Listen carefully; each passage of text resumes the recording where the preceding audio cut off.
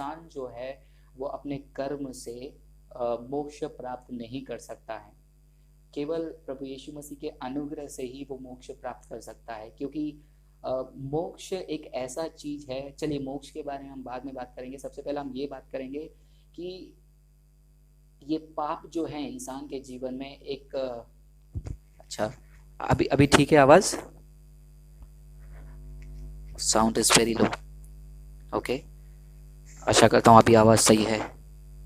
तो ये जो पाप है एक इनफाइनाइट प्रॉब्लम है। एक ये जो है, ये पाप जो है एक ऐसा परेशानी है इंसान की जिंदगी में कि वो साधारण तौर पर हटाया नहीं जा सकता। वो कोई बीमारी नहीं है जिसको कोई दवा देकर इंसान खुद उसको ठीक कर सकता है। ये पाप जो है इंसान को परमेश्वर से दूर रखा हुआ है। अब ये पाप जो है इसे हम कहते हैं कि इनफाइनाइट प्रॉब्लम, ये अनंत तकलीफ है। अब ये अनंत तकलीफ को दूर करने के लिए कोई ऐसे शख्स सही होगा जो अनंत काल का परमेश्वर है। इसीलिए प्रभु यीशु मसीह जो है इस पृथ्वी में मनुष्य बनकर जन्म लिए, ताकि उस अनंत काल के प्रॉब्लम को अनंत परमेश्वर खुद सॉल्व करें। तो दोस्तों कुछ कमेंट्स आए हैं, वो कमेंट्स को मैं पढ़ना चाहूँगा आपके लिए और मैं जवाब देना चाहूँगा। जैसे मैंने वीडियो में कहा था कि कुछ क्रिश्चियन भाई साहब हैं, वो भी कर्मा को मानते हैं और वो भरोसा करते हैं कि अच्छा कर्म करो तो स्वर्ग हम चले जाएंगे। तो कुछ कमेंट्स को मैं पढ़ूंगा। सबसे पहले मैं पढ़ूंगा, एक कमेंट है जो यूज़र आईडी है बर्निंग डिज़ायर। बर्निंग डिज़ायर, वो उनका कमेंट कुछ ऐसा लिखा है, हिंदू स्क्रिप्चर में बार बार जन्म नहीं है, ये ग्रीस का मैथोलॉजी है। पुनर्जन्म का मतलब पुनर्जन्म होता है, यानी दोबारा जन्म। पुनर्जन्म का मतलब बार बार जन्म नहीं होता है। तोता चना बाजे खाना, पता नहीं वो क्या कहना चाह रहे हैं। बार बार जन्म वाले लोग सत्युगों को मानते हैं। मैं मुस्लिम हूँ। तो ये जो मुस्लिम भाई हैं वो कहते हैं कि हिंदू स्क्रिप्चर में बार बार जन्म के बारे में, पुनर्जन्म के बारे में नहीं लिखा है, ये ग्रीस माइथोलॉजी से आती है। और जब मैंने अमोघ लीला के ऊपर भी वीडियो बनाया था, कुछ लोगों ने कहा कि तुम भगवत गीता पढ़ते नहीं हो। तो दोस्तों मैं आपको बताना चाहता हूँ कि वाकई में हिंदू स्क्रिप्चर में ऐसा लिखा है कि बार बार इंसान का जन्म होता है। वो हम कहाँ देख सकते हैं? आप यदि भगवत गीता दूसरा अध्याय, भगवत गीता दूसरा चैप्टर, वर्स नंबर 22 अगर आप पढ़ते हैं तो उसमें लिखा है, जहाँ पर लिखा है कि just as a man giving up old worn out garments accepts other new apparel, in the same way the embodied soul giving up old and worn out bodies verily accepts new body। आप जाकर online पढ़ सकते हैं इसे। आप भगवत-गीता.org में आप Hindi version भी इसका पढ़ सकते हैं। Chapter number 2 verse number 22। और उसके अलावा चैप्टर नंबर 4 भगवत गीता के वर्स नंबर 5 में जो है साफ साफ लिखा है, जहाँ पर कृष्णा कहते हैं अर्जुना को देखकर कि many births of mine and also of yours have passed O Arjuna, I am knowledgeable of all them but you are not knowing. So यहाँ पर कृष्णा खुद कहते हैं कि बहुत सारे जन्म हो चुके हैं आपके और मेरे, तुम नहीं जानते हो। तो मैं आपको वो श्लोका जो है वो सुना देता हूँ आपको एक बार, ताकि देखने वालों को भी आश्वासन मिल जाए कि फ्रांसिस अपने मन से कुछ कह नहीं रहा है। तो सुन लीजिए वो श्लोका को एक बार, और मैं इसका हिंदी अनुवाद भी सुना दूंगा आपको।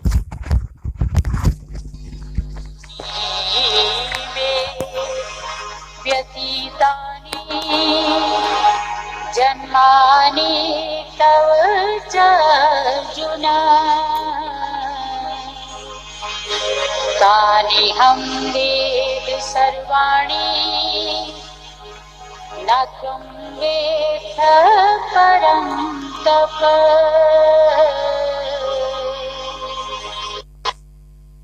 श्लोक 5। श्री भगवान ने कहा, हे परंतप अर्जुन, तुम्हारे और मेरे बहुत से जन्म बीत चुके हैं। मैं उन सबको जानता हूँ, परंतु तुम उन्हें नहीं जानते हो। तो दोस्तों देखिए, आपने खुद भगवत गीता से सुना, और ये जो है मैंने संस्कृत श्लोका भी मैंने आपको सुना दिया, और उसका हिंदी ट्रांसलेशन भी उन्हीं के वेबसाइट से मैंने आपको सुना लिया। तो जो भाई साहब हैं बर्निंग डिज़ायर वाले, मैं उनको कहता हूँ कि ये जो पुनर्जन्म है वो वाकई में हिंदू स्क्रिप्चर से आता है। गीता में है, दूसरा अध्याय 22वां श्लोका, चौथा अध्याय 5वां श्लोका, और बहुत सारे ऐसे रिपीटेड चीज़ें हमको पढ़ने मिलता है हिंदू स्क्रिप्चर में कि पुनर्जन्म है करके। अ, उसके अलावा एक और भाई हैं जिनका नाम है अविनाश मसीह। मैं आशा करता हूँ कि बाद में वो ये वीडियो को देखेंगे। अविनाश मसीह के कमेंट को मैं पढ़ के सुनाता हूँ आपको, लेकिन सुनाने से पहले मैं आपको कहना चाहूँगा दोस्तों, ये दुख की बात है कि हमारे बहुत सारे क्रिश्चियन भाई भी जो हैं वो स्टडी किए बिना वो बहुत ही इमोशनल हो जाते हैं और कहते हैं कि नहीं तुम ऐसा कैसा कह सकते हो। देखिए अविनाश मसीह, उनका कमेंट ऐसा है, ब्रदर मैं आपके इस बात से बिल्कुल डिसएग्री हूँ। घमंड तो आप कर रहे हो, कर्म वाला इंसान नहीं।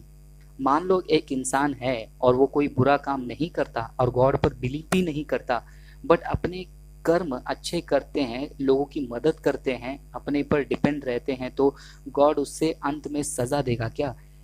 कि तुमने हर अच्छे काम किए बट गॉड पर बिलीव नहीं किया तो उस नरक में भेजा जाएगा। ऐसा गॉड का नेचर है क्या? बिलीव करो चाहे अच्छे कर्म मत करो। आप एक बुक जरूर पढ़ना, the loss of the spirit world. कर्म के बारे में पता लग जाएगा, पुनर्जन्म के बारे में भी पता लग जाएगा। Sorry if you don't mind. तो फिर बाद में मैंने इस भाई को रिप्लाई किया कि भाई साहब मुझे बहुत दुख हुआ है कि आप क्रिश्चियन होते हुए आप इस बात के ऊपर भरोसा करते हैं। तो तुरंत उन्होंने रिप्लाई किया, ब्रदर ऐसी बात नहीं है, मैं आपकी सारी वीडियोस देखता हूँ। थोड़ा इस वीडियो के बाद से मुझे संकोच हुआ क्योंकि मैंने बहुत से ऐसे लोग देखे हैं कि वो धर्म में बहुत लीन रहते हैं बट कर्म उनके बहुत बेकार होते हैं। बट कुछ ऐसे भी देखें जिनके कर्म बहुत अच्छे हैं बट वो कोई धर्म को नहीं मानते। तो इनमें सब इनमें से कर्म वाला इंसान गलत है क्या? धर्म वाला जो गॉड को मान रहा है बट अच्छे कर्म नहीं करता, बुरे कर्म करता है, लोगों को दिल दुखाता है, मुझे ये बताइए प्लीज। बट मुझसे नाराज ना होना, नहीं बिल्कुल नहीं अविनाश भाई, मैं आपसे बिल्कुल नाराज नहीं होऊंगा।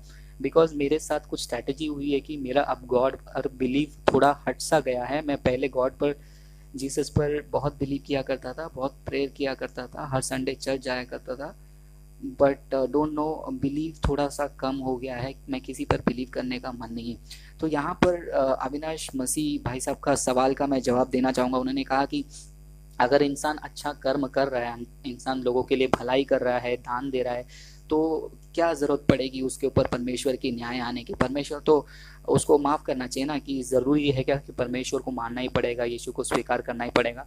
तो दोस्तों मैं सबसे पहला पुनर्जन्म के बारे में मैंने आपको बता दिया था कि पुनर्जन्म का कोई भी लॉजिकल एक्सप्लेनेशन नहीं है, क्योंकि बाइबल की ओर से भी अगर हम देखेंगे, इब्रानियों की किताब 9वां अध्याय 27वें वचन में साफ साफ लिखा है कि हिंदू धर्म शास्त्र ये काल्पनिक है।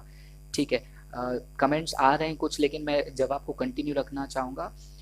तो मैं ये कह रहा था कि जो पुनर्जन्म है उसका कोई लॉजिकल एक्सप्लेनेशन नहीं है। बाइबल में इब्रानियों की किताब 9वां अध्याय 27वें वचन में भी साफ साफ लिखा हुआ है कि इंसान के लिए मरना जो है एक ही बार वो नियुक्त किया गया है, फिर उसके बाद उसका न्याय होगा। तो बात ही नहीं बनती है पुनर्जन्म के बारे में।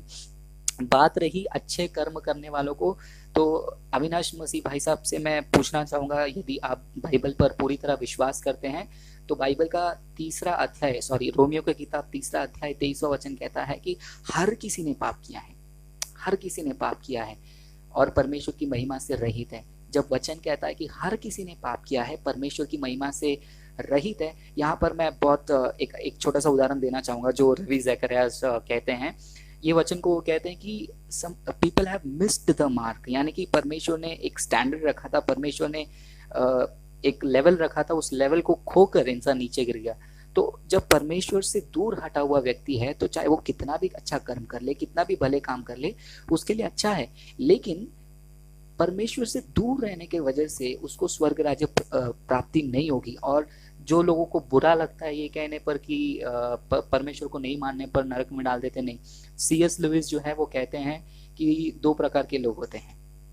एक जो प्रभु को देखकर कहते हैं कि तेरी इच्छा पूरी हो जाए, और दूसरे होते हैं जिनको प्रभु देखकर कहता है कि तुम्हारी इच्छा पूरी हो जाए। जो इंसान को परमेश्वर नहीं चाहिए तो परमेश्वर का स्थान वो कैसे परमेश्वर के रहन स्थान को वो कैसे प्राप्त कर सकता है? परमेश्वर जहाँ है वो कहाँ जा सकता है? तो दोस्तों बाइबल साफ साफ कहती है कि हर एक ने पाप किया है और पाप का जो वेतन है, जो सैलरी है, वो मृत्यु है, वो दंड है। तो इस वचन के आधार पर हम साफ साफ ये कंक्लूड कर सकते हैं कि चाहे इंसान कितना भी भला काम कर ले, उसका उद्धार नहीं होगा। और पिछले वीडियो में मैंने इफिसियों की किताब 2 अध्याय वचन 8 और 9 पढ़ के सुनाया था। वो वचन फिर से एक बार मैं पढ़ के सुनाना चाहूंगा। वचन में लिखा है, देखिए, क्योंकि विश्वास के द्वारा अनुग्रह से ही तुम्हारा उद्धार हुआ है, और यह तुम्हारी ओर से नहीं वरन परमेश्वर का दान है। अगला वचन सुनिए, और ना कर्मों के कारण।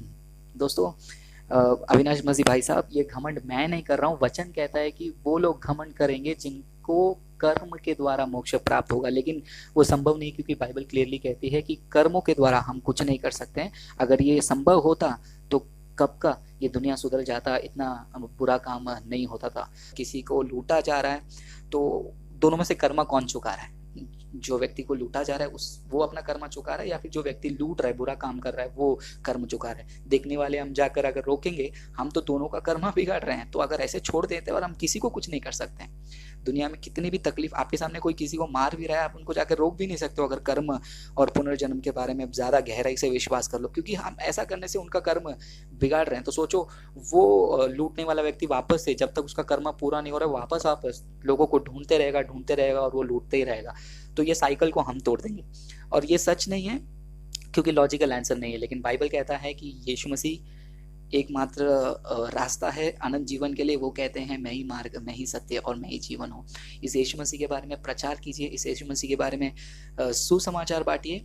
और अगर आपको ट्रैक्स के सैंपल चाहिए तो gloryapologetics@outlook.com में आप मेल कीजिए, हम आपको कोई सैंपल फॉर्मेट देंगे, कोई वेबसाइट का लिंक दे देंगे जहाँ से आप ऑर्डर कर सकते हैं। फिर कुछ अच्छे वेबसाइट्स भी हैं, वहाँ पर फ्री में ट्रैक्स भेज देते हैं। मैंने मंगवाए थे, कुछ अच्छे ट्रैक्स मिले, तो आप भी मंगवा लीजिए फ्री में, या फिर थोड़ा बहुत प्रिंट करके आप लोगों में बांटिए और उनको शुभ संदेश दीजिए।